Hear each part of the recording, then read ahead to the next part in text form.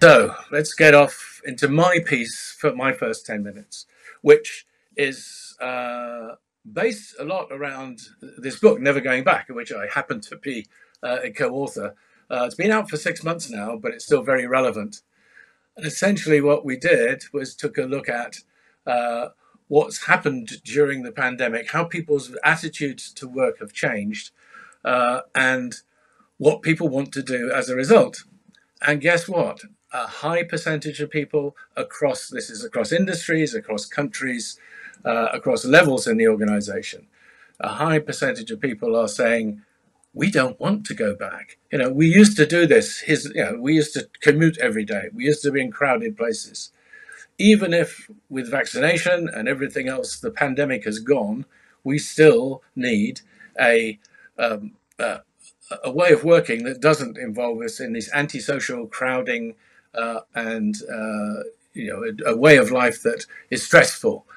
We have experienced working from home for many people, not everybody, but for many people that's been a relief from some of the problems of commuting, and people have found that there are new ways of getting things done. So that's what we cover in the book. That's the commercial for the book over.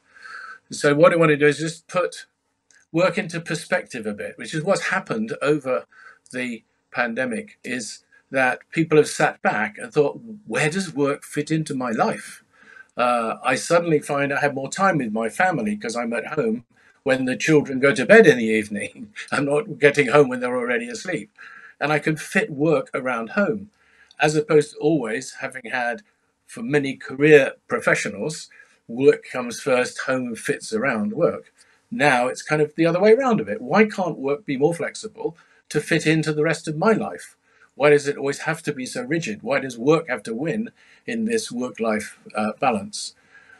And I need to look after myself. And as a leader, I need to look after my people. Well-being, prior to the pandemic, was something which was nice to do, something HR would push. We need to make sure our people are not too stressed, blah, blah.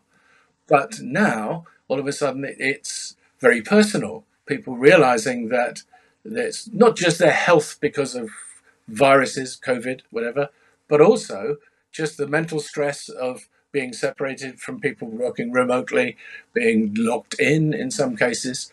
Mental health has become something much more important, something that serious leaders in organizations need to be thinking about. And people's views of where they live changes.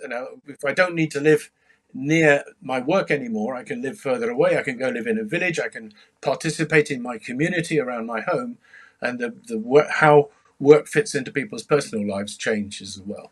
So people are questioning the outdated industrial age practice of commuting into work when we're in the information age and you can do a lot of that work without having to travel to see people.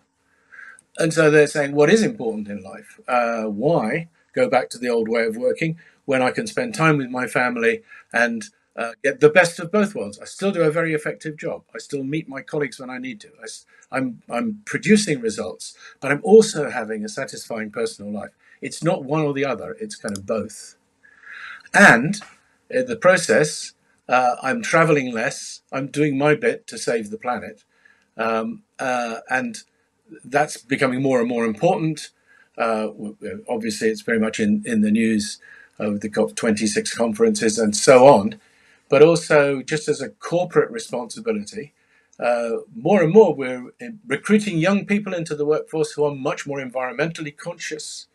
You go to graduate interviews, they don't ask about the long-term career and their pension, they ask about the ethical values of the organization. What is the view of the products that you make, the services you provide, what are they doing for the environment, and so on. And so it's not just a public image thing, it's a practical thing in terms of satisfying employees as well. So the whole area of, we used to just get on a plane and travel halfway around the world for a half-day meeting with somebody, spend 2 days traveling, staying in hotels, polluting the planet for a short meeting. Yes, Zoom, Teams, video conferencing was all available prior to the pandemic, but suddenly we realized that you can do a lot of things remotely. Even international politics can be done by people appearing remotely. So we've learned to live with.